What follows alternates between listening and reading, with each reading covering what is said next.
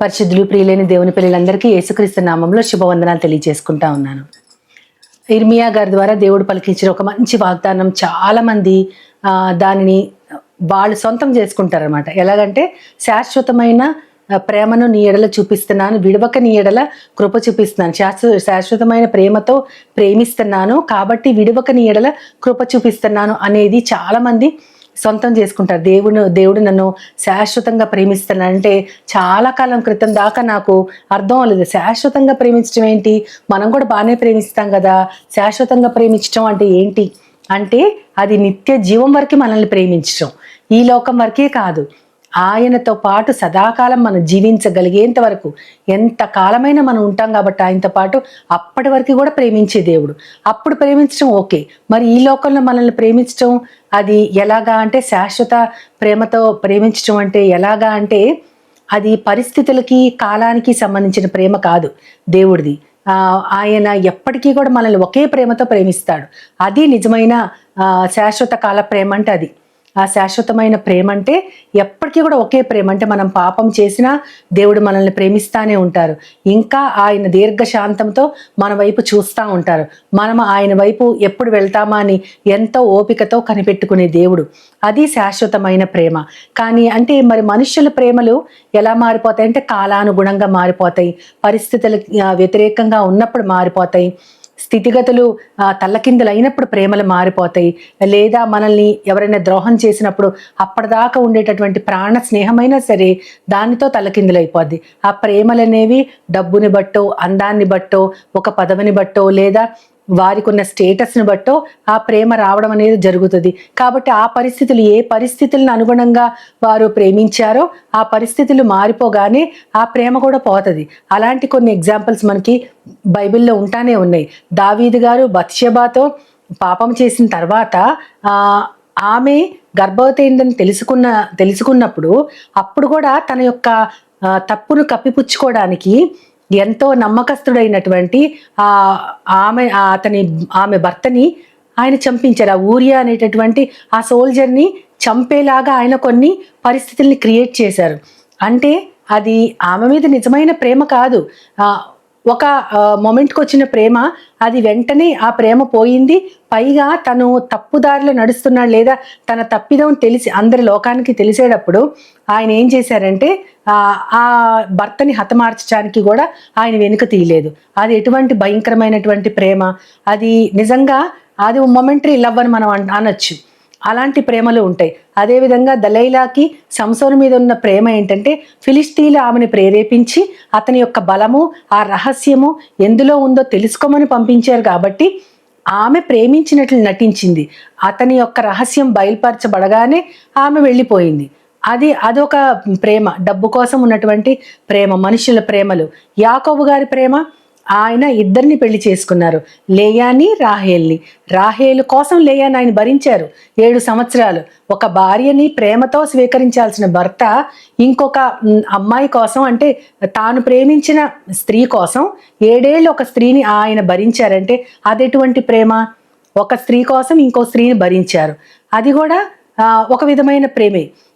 దానిని ఏ విధంగా శాశ్వతమైన ప్రేమను అనలేము. లేయా ఒక విధంగా అది మోసపరచబడినటువంటి సిచ్యువేషన్లో ఆమె నెట్టివేయబడింది. ఇట్లా చూసుకుంటా వెళ్తే సొలొమోను గారు ఎంతమంది భార్యలు ఉన్నారు ఆయనకి. అది ప్రేమని ఎవరి మీద చూపించే ప్రేమ కూడా మనకి తెలియదు. ఈ విధంగా మనుషుల ప్రేమలు చాలా తాత్కాలికమైనవి, పరిస్థితులను బట్టి, అందాన్ని బట్టి, వాటిని బట్టి వచ్చే ప్రేమలు. అంతే, ఆ పరిస్థితులు పోగానే ఆ ప్రేమ కూడా పోద్ది. కానీ శాశ్వతమైన ప్రేమ చూపించే దేవుడు మనం పాపులమైనా ప్రేమిస్తారు. ఆయన మనం తప్పులు చేసినా ఆ తప్పుల్ని సరిదిద్దటానికి ఎంతో ఓపికతో ఎదురు చూస్తారు. ఏ కాలములైనా, ఎటువంటి పరిస్థితుల్లో అయినా మనం అందంగా ఉన్నామా, ఆరోగ్యంగా ఉన్నామా, లేదా ఆయన మాట వింటున్నామా, ఇవేవి కాదు. కేవలము తన పోలికలో, తన స్వభావములో సృష్టించుకున్నారు కాబట్టి ఆయన ప్రేమించారు.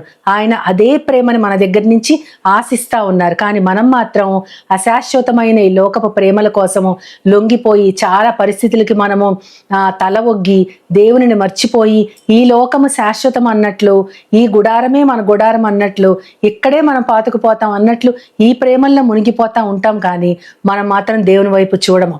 మనం దేవుని వైపు చూసేసరికి మన కాలమాన పరిస్థితులు అన్నీ కూడా దాటిపోతాము. మనలో ఉన్న శక్తి ఉడిగిపోతుంది, ఆరోగ్యం తగ్గిపోతుంది. అప్పుడు దేవునికి చేయాల్సింది ఏం లేదు.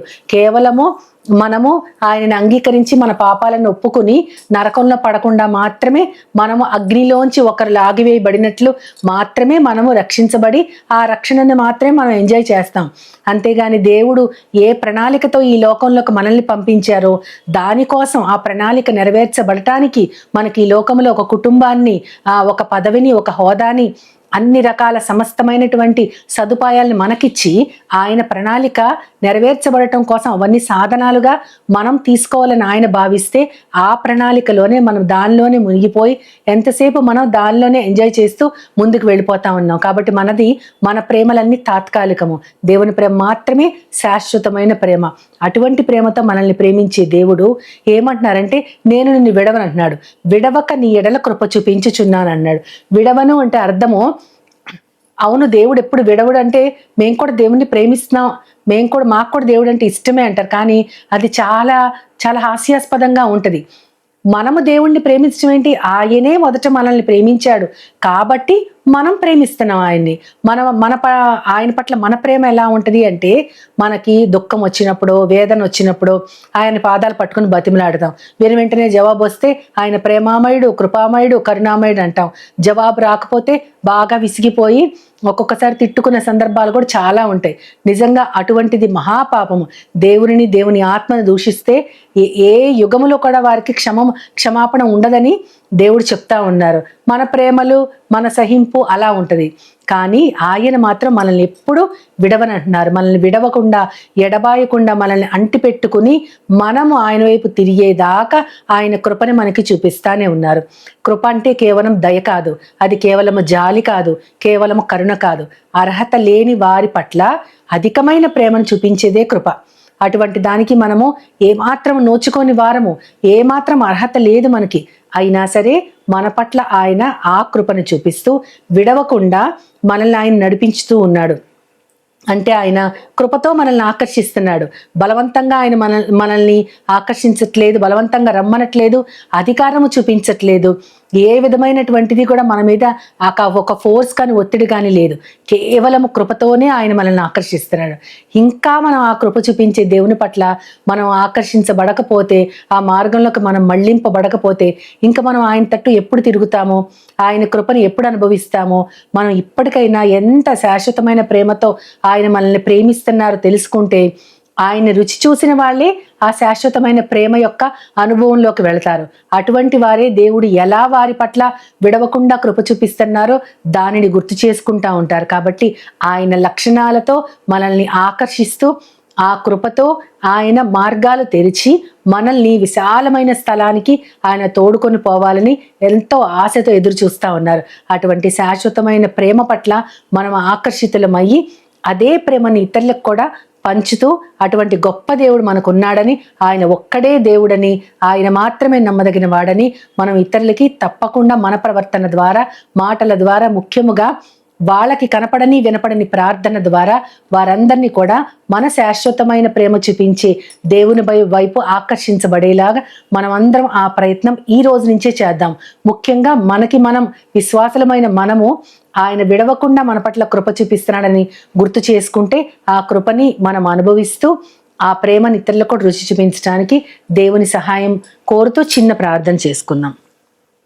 ప్రేమ నమ్మకం గల నా ప్రియ పరలోకపు తండ్రి, నువ్వు శాశ్వతమైన ప్రేమను మాకు చూపిస్తా ఉన్నావు ప్రవ్వా. విడవకుండా మా పట్ల కృపను కూడా చూపిస్తున్నావు ప్రవ్వా. నాయన నీ ప్రేమని మేమందరము అనుభవిస్తూ ఉన్నాము. కానీ ప్రవ్వా నాయన అది నిత్య రాజ్యానికి దారి తీస్తుంది. అది అశాశ్వతమైనటువంటి ఈ లోక పరిస్థితులకి సంబంధించినది కాదు అని మేము తెలుసుకొని దాని ప్రకారంగా జీవించబడటానికి, వాక్యములో లోతుగా వేరుపారటానికి, మమ్మల్ని అందరినీ నీ వైపు ఆకర్షించడానికి నీ కుమారుణ్ణి మా కోసం బలిదానంగా ఇచ్చావు. కాబట్టి మహాప్రభు దానిని మేము గుర్తుంచుకుంటూ ఇతరులను కూడా ఆ మార్గంలోకి నడిపించబద్దులమై ఉన్నామని నన్ను మమ్మల్ని అందరినీ నీ చేతులకు అప్పజెప్పుకుంటూ నీ ప్రియ కుమారుడు నా ప్రియ ప్రభువైన యేసుక్రీస్తు వారి ద్వారా కోరి ప్రార్థిస్తున్నాను పరమ తండ్రి. ఆమేన్, ఆమేన్, ఆమేన్. వందనాలు.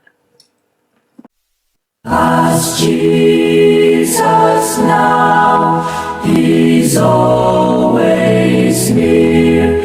with open arms. He's